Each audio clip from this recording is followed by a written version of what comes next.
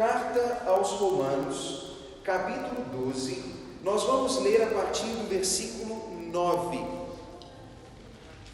Romanos, capítulo 12, versículo 9.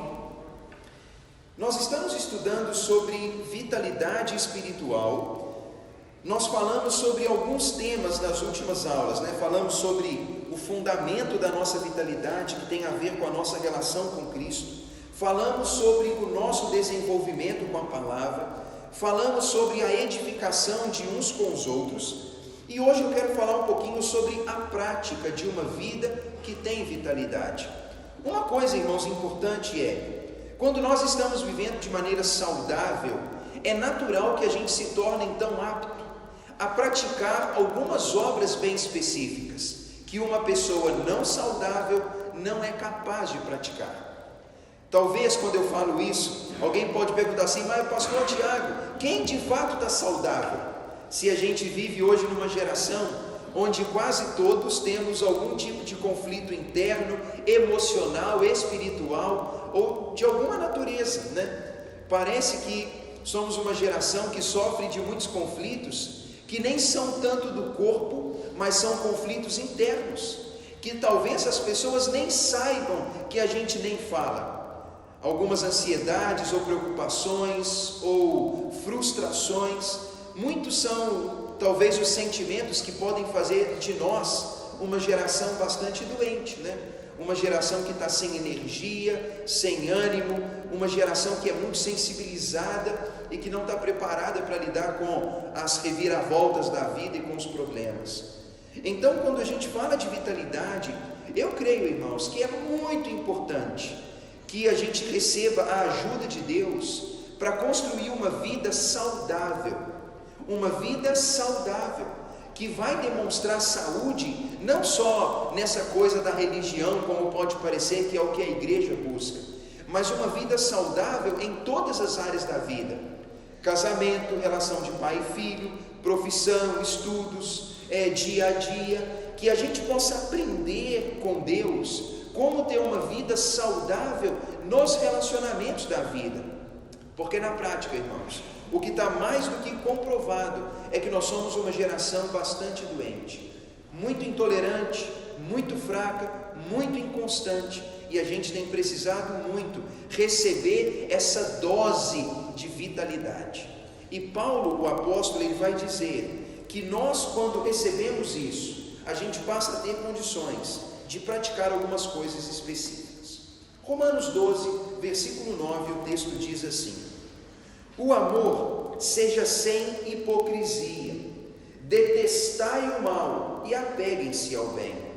Amem uns aos outros com cordialidade, com amor fraterno, preferindo-vos em honra uns aos outros. No zelo ou na dedicação, não sejais negligentes, sejam fervorosos de espírito, servindo ao Senhor. Regozijai-vos na esperança, sejam pacientes na tribulação, na oração sejam perseverantes, compartilhem as necessidades dos santos e pratiquem a hospitalidade. Abençoem os que vos perseguem, abençoem e não amaldiçoem. Alegrai-vos com os que se alegram e chorai com os que choram. Tende o mesmo sentimento uns para com os outros. Em lugar de serdes orgulhosos, sejam compassivos com o que é humilde. Não sejam sábios aos vossos próprios olhos. Não paguem a ninguém mal por mal. Esforçai-vos por fazer o bem perante todos os homens. Se possível, naquilo que depende de vós, tenham paz com todos os homens. Não vos vingueis a vós mesmos, amados, mas dai lugar à ira de Deus, porque está escrito: a Deus pertence a vingança, Isso é o que Deus diz. Pelo contrário, se o teu irmão tiver fome, dá-lhe de comer, se tiver sede, dá-lhe de beber, porque fazendo isto, amontoarás brasas vivas sobre a sua cabeça. Não te deixes vencer do mal, vence o mal com o bem. Vamos orar, irmãos. Amado Deus, eu quero te agradecer por esse momento que nós temos aqui. Eu quero agradecer, Pai, porque o texto, ele é muito claro e nós temos muitas formas, ó Deus, de aprender com ele. O Senhor sabe, Deus, que nós precisamos muito da orientação que vem das Escrituras. E nesse momento eu peço que o Senhor ilumine o nosso entendimento, que o Senhor, ó Pai, possa trazer entendimento, esclarecimento, que essa palavra, Pai, seja aplicável e que nós sejamos capazes de vivê-la no nosso dia a dia, nos nossos relacionamentos. Eu sei, Deus, que esse texto, ele exige de nós uma mudança de mente, e eu peço, Pai, que o Senhor nos ajude a experimentar essa mudança, para que nós possamos praticar essa mensagem preciosa. Essa, Pai, é a nossa oração, em nome de Jesus. Amém. Sabe, irmãos, quando nós olhamos esse texto, ele certamente é muito, muito claro, e a clareza desse texto quase torna-se desnecessário ficar falando dele como se tivesse aqui algo muito difícil de ser entendido. Quando nós lemos essa palavra de Paulo, ela fala sobre virtudes. E quando fala sobre virtudes, irmãos, virtude não tem a ver assim com alguma coisa que está longe do meu alcance, né?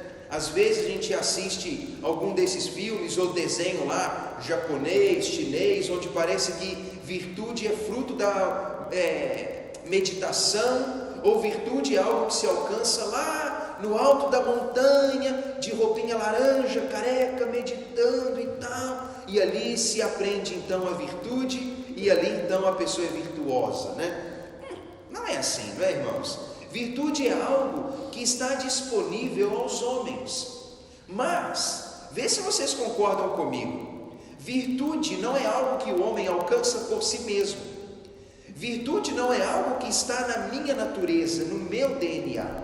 Eu não estou falando, irmãos, que nós não temos bondade, porque existe alguma bondade dentro de nós, só que a nossa natureza humana, ela é tão deteriorada, prejudicada e enferma por causa da maldade que existe dentro de nós, que uma pessoa honesta, ela logo admitiria que ela não é tão virtuosa quanto ela tende a ser maldosa, maliciosa, cruel, preguiçosa, negligente.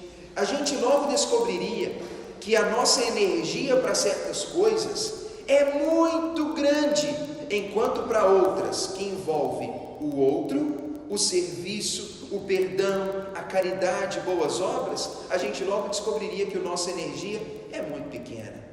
Na prática, irmãos, virtude não é algo que está na nossa natureza humana. E quando eu falo que essas virtudes podem ser praticadas, eu quero afirmar para vocês no início dessa aula que Deus, Ele sabe claramente quem somos e como somos.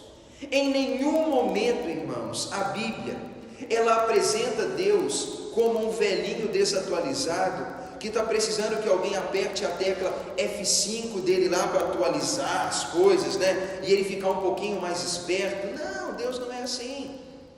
Deus, Ele sabe exatamente como é a natureza humana.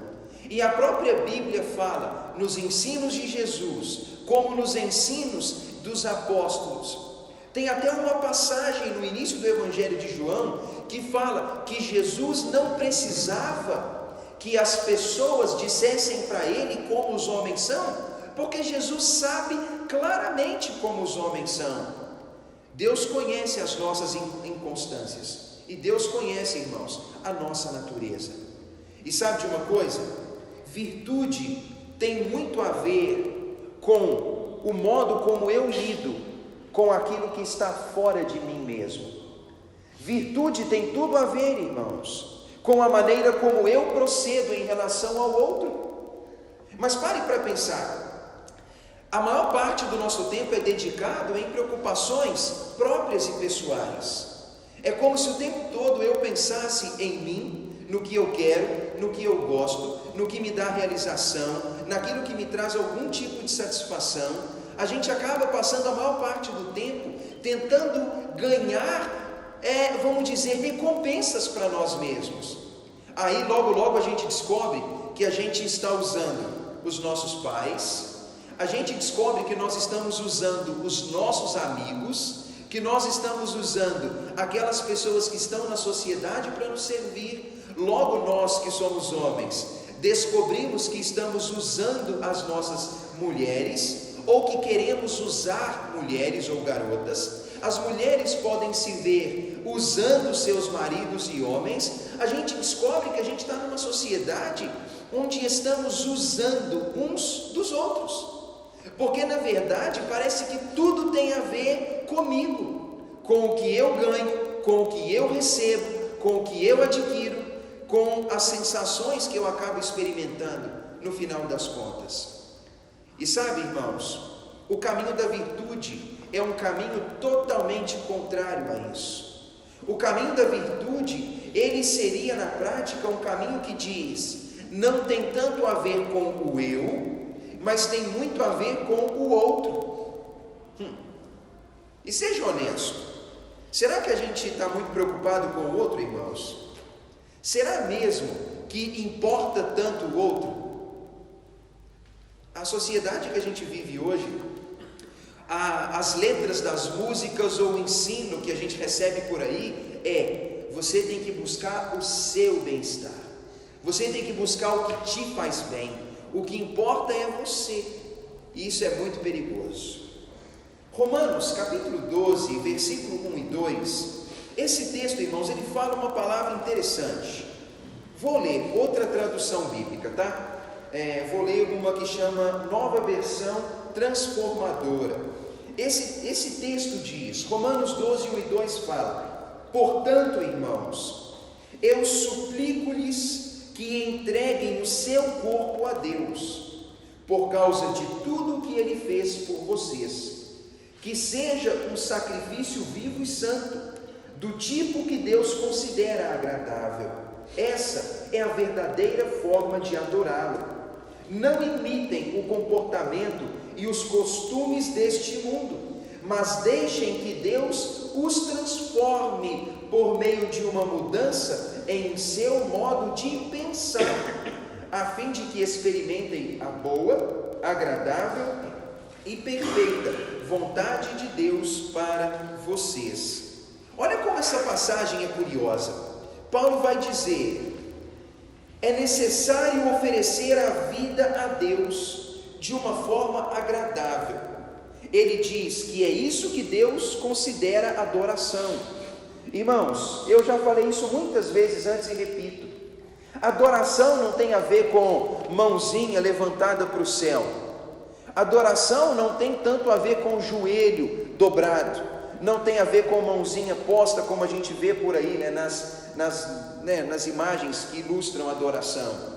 Adoração não tem tanto a ver assim com dar alguma coisa para Deus. Paulo vai dizer: adoração na prática é o homem oferecendo a própria vida em uma maneira de viver que agrada a Deus.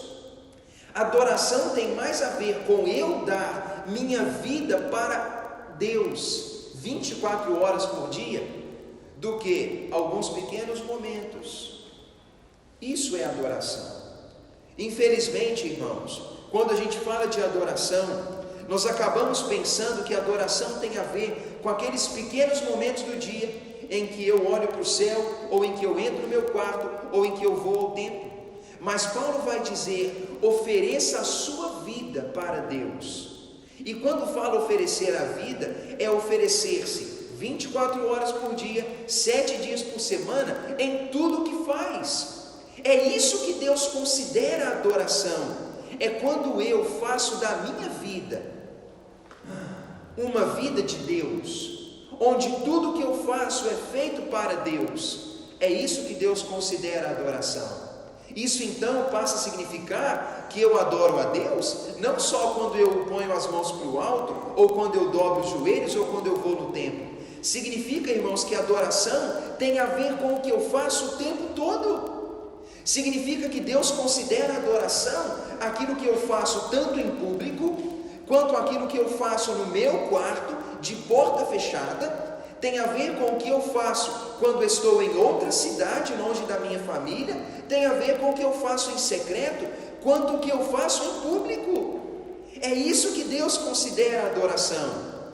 E eu vou ser honesto para vocês, a igreja de Deus, ela não gosta de ouvir isso, porque, irmãos, isso soa agressivo, isso soa como se eu estivesse sendo vigiado o tempo todo, isso tira o homem da sua zona de conforto. Porque seria muito bom se Deus dissesse assim: olha, Tiago, não preocupa, tá? Você vive sua vida e em alguns momentos da sua semana faz um esforço, bobo. Vai lá na igreja, no templo e me adora. Aí você então vai me adorar lá e você vai ficar com a consciência limpa. Irmãos, muitos de nós que vivemos alguma religião por aí, alguns de maneira direta, outros de maneira indireta, eu falo para vocês, como jovem, na religião que eu vivia antes, eu sempre quando saía da igreja lá, e eu ia muito, eu saía e pensava assim: oh, beleza, ó, tô kit com Deus agora, né? Aí a gente descobre que muitos já saem dali, ó, direto para o bar, alguns já saem ali direto com a amante, ou como alguns que eu conheço, né, até da família, já saíam da igreja para distribuir, né, a Eucaristia na casa das pessoas, e ali mesmo já encontrava com a amante. Você falava: misericórdia, é aquele sentimento assim: cumpri meu dever, eu agora estou quite. Aí quando o líder lá fala, né, ide em paz e que o Senhor vos acompanhe, você fala: graças a Deus, né? É um graças a Deus no sentido de, quem sabe até de alívio, né? Estou livre agora, cumpri minha missão, agora eu posso ir para casa, e pronto. E como se eu tivesse pagado a desobriga, exatamente, cumpri uma obrigação, estou desobrigado agora de um dever. Irmãos, não é uma crítica à igreja, é uma crítica à mentalidade. É uma crítica à mentalidade das pessoas. E veja, a mentalidade é exatamente essa: cumpri meu dever, paguei minha dívida, estou agora livre de qualquer obrigação com Deus. Mas sabe o que Deus diz? Isso não é adoração. Isso, na verdade, irmãos, é uma enganação que Deus não engole, porque Deus sabe como o ser humano é. Deus considera uma adoração autêntica quando nós oferecemos nossa vida para Ele. Isso precisa acontecer. E Deus diz: não se pareçam com as pessoas desse mundo, mas passem por uma mudança na sua maneira de pensar.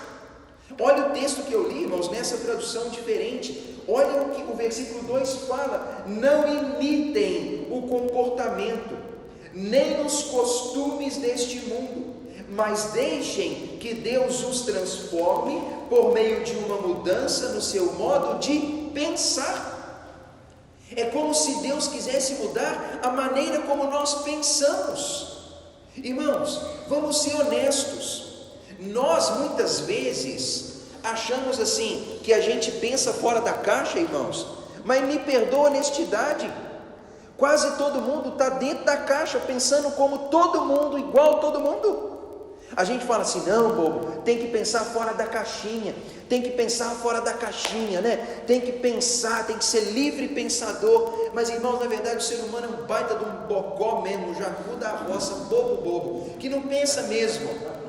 É uma coisa estranha, né? Como que a pessoa acha que ela pensa diferente, né? Jovem pensa assim: não, eu penso muito mais que meu pai, sou muito mais inteligente. Ou sou muito mais inteligente que o professor, que o pastor, que o fulano. Parece que tem, irmãos, o nosso mundo não é só o jovem. Parece que o ser humano, assim, ele acha que a mente dele é a mais evoluída do mundo, né?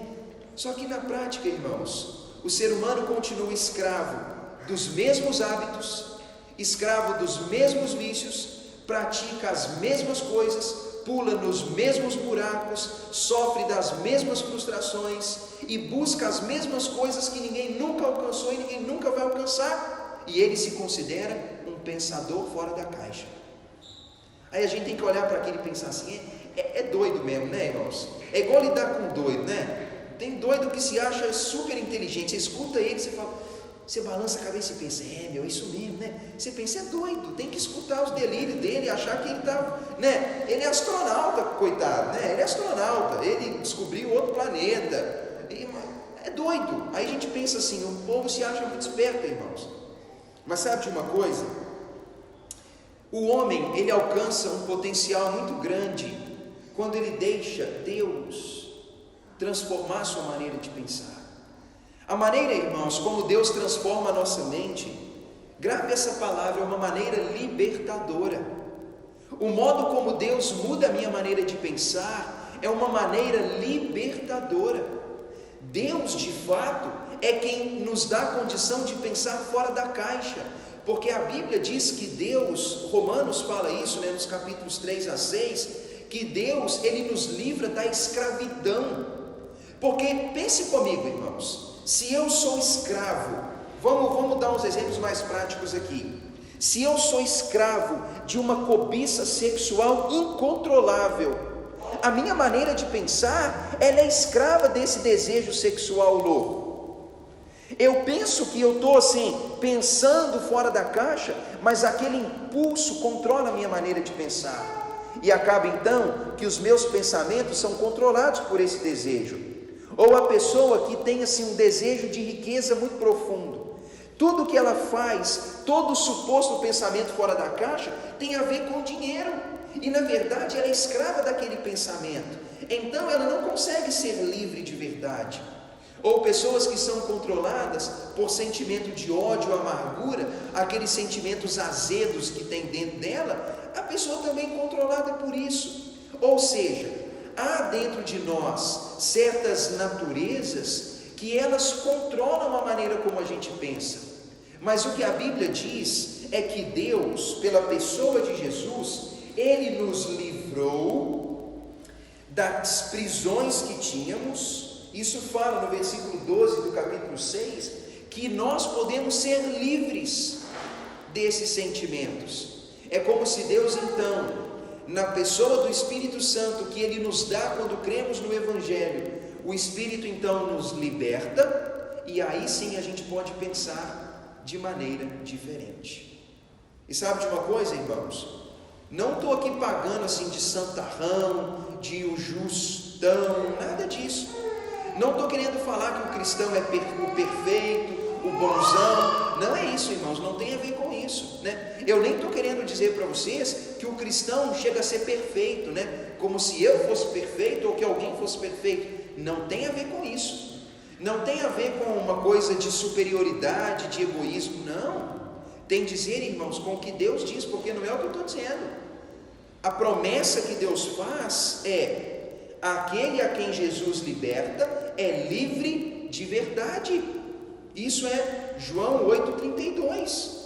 O homem que conhece a verdade, e Jesus diz que Ele é a verdade, esse homem passa a ser livre de verdade, porque Deus me ajuda a não ser escravo daquele desejo sexual desenfreado, nem do desejo pelo dinheiro desenfreado, e nem pelos sentimentos amargos que podem me dominar. É como se Deus me ajudasse a lidar com esses impulsos que são naturais de mim, e não dominado por eles, agora eu posso pensar com sobriedade.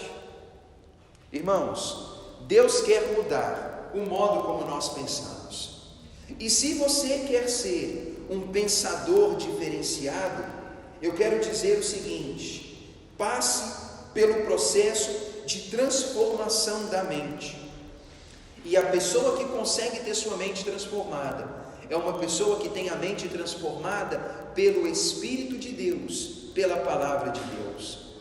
Não tem a ver com meditação, não tem a ver com leitura. Até, irmãos, essa semana mesmo, o André da igreja, o André Matozinhos, ele me emprestou um livro. O livro chama Mais Esperto que o Diabo. O escritor, o Napoleão Hill, ele vendeu assim mais de 100 milhões de cópias. Irmãos, vou mentir para vocês não, se leitura fizesse alguém ser esperto, eu acho que eu deveria ser um pouco mais esperto do que sou hoje. Que eu realmente leio bastante. Eu não estou assim falando, o pastor vai falar que lê. Não, mas eu tenho lido muito. E tenho lido muitos desses livros que se eu tivesse que escolher, eu não leria, Mas o povo fala, não, pastor, lê esse livro aí, que esse livro vai te mudar a mente, pô. Eu leio, pode só me emprestar que eu leio tudo, Aí eu li o livro. O livro é uma entrevista com o diabo. Aí você pensa, a Bíblia fala que o danado é o pai da mentira. Então, como é que eu vou acreditar numa entrevista com o diabo se o danado é mentiroso, né? Aí você já, irmãos, é igual quando a igreja entrevista o diabo, que é a coisa mais descabida, né? Irmãos, é o meu ser humano, né? Então, não dá para acreditar, mas o próprio autor, ele faz assim ele deixa algumas lacunas, né? Mas o livro, em resumo, tem coisa boa. E uma das coisas que o cara fala, né, é que o pensamento é uma ferramenta importante. Segundo ele, o diabo fala que o homem que ele não é capaz de controlar é o homem que pensa por si mesmo. O livro fala do princípio ao fim isso. O diabo, irmãos, o pai da mentira fala assim: o homem que eu não controlo é aquele que pensa. E ele diz que tanto as escolas quanto as igrejas são aliadas dele, porque não ensinam o homem a pensar. Aí vem com esse processo, o livro fala muito disso, né? O livro é bem assim, eu e eu, o livro tem tudo a ver com o meu sucesso, com o meu desenvolvimento, com a minha vida. Aí o André foi lá em casa, né, trocando uma ideia com ele, e falou: Tiago, eu nem li o livro não, senhor. Eu falei: rapaz, então você não lê muito mesmo não, né, que você não vai gostar. Mas o livro, ele tem coisas que são desagradáveis. Mas quando eu terminei de ler o livro, irmãos, eu falei comigo mesmo, falei: quer saber de uma coisa? Tem umas coisas que falam que é boa, viu? A necessidade do pensamento, o poder do hábito, são elementos muito importantes. Uma coisa, irmãos, que eu percebo hoje no ser humano, é que nós somos uma sociedade que teoricamente pensa muito. Mas, irmãos, pensar o que outra pessoa, completamente sem credibilidade para influenciar meu pensamento, me induz a pensar, isso não é pensamento, irmãos. Refletir o que youtuber fala, refletir o que gente que está lá na mídia, ser assim o reprodutor do que o âncora do jornal fala, será que é isso que é pensar, irmãos? Será que isso é realmente o maior potencial do meu pensamento? É óbvio que não é. A verdade, irmãos, é que a gente está precisando pensar de maneira mais pessoal, né? Esse é o cerne. A gente é uma geração que pensa, mas não pensa no que importa. Na prática, irmãos, pensem comigo. Tem certos pensamentos que não levam a nada. Eu falo que, por vezes, a gente está assim, assistindo algum programa de TV, por exemplo, ou lendo algum livro, ou assistindo algum vídeo, parece que tudo leva a gente a pensar sobre aquilo que não é de fato importante. E aí alguém pergunta: mas pastor Tiago, o que é importante? Irmãos, a gente pode gostar disso ou não, mas a gente consegue ter uma maneira de pensar diferente, a gente consegue ser realizado diferente, a gente consegue desenvolver de uma maneira diferente, quando a gente começa a pensar além de nós mesmos, quando a gente começa a pensar mais no outro do que em nós. Infelizmente, a gente costuma ter uma vida assim, onde parece que tudo tem muito a ver com meu pensamento, o eu, minhas necessidades, minhas ideias, meus temores e muito isso. Mas eu acho que a partir do momento que eu começar a pensar assim, fora de mim, fora do eu, isso me traria uma nova maneira de pensar. E é por isso, irmãos, que eu tenho repetido isso. Servir a Deus significa servir o homem. Servir a Deus significa servir o próximo. Não se pode servir Deus, já que Deus não tem necessidade. Como que se serve alguém que não precisa de nada? Serve-se Deus quando está servindo o homem, o outro. E quando eu começo a pensar além de mim e penso no outro, em servir o outro, em ajudar o outro, eu observo, irmãos, que aí sim nós estamos então pensando de uma maneira saudável. Vou ler de novo o texto que li, mas agora vou ler nessa tradução mais fácil. Irmãos, nem vou explicar nada, porque o texto é claríssimo, mais claro do que o texto é impossível, né? Vou ler Romanos 12, 9, nessa outra tradução. 12:9 diz: amem as pessoas sem fingimento, odeiem tudo aquilo que é mal, se apeguem com firmeza ao que é bom. Amem-se com amor fraternal e tenham prazer em honrar uns aos outros. Jamais sejam preguiçosos, mas trabalhem com dedicação e sirvam ao Senhor com entusiasmo. Se alegrem em nossa esperança, sejam pacientes nas dificuldades e não parem de orar. Quando membros do povo santo passarem por necessidade, ajudem com prontidão. Estejam sempre dispostos a praticar hospitalidade. Abençoem aqueles que os perseguem. Não os amaldiçoem, mas orem para que Deus os abençoe. Se alegrem com os que se alegram e chorem com os que choram. Vivam em harmonia uns com os outros. Não sejam orgulhosos, mas tenham amizade com gente de condição humilde. E não pensem que sabem tudo. Nunca paguem o mal com o mal. Pensem sempre em fazer o que é melhor aos olhos de todos. No que depender de vocês, vivam em paz com todas as pessoas. Amados, nunca se vinguem. Deixem que a ira de Deus se encarregue disso, pois assim dizem as Escrituras: a vingança cabe a mim, eu lhes darei o troco, diz o Senhor.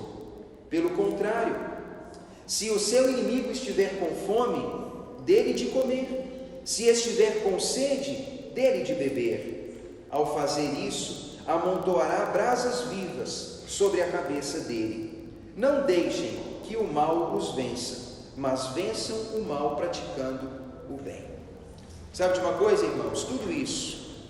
Tudo isso tem a ver com olhar o outro, ver as necessidades do outro, se importar com o outro, antes de ficar olhando para si mesmo.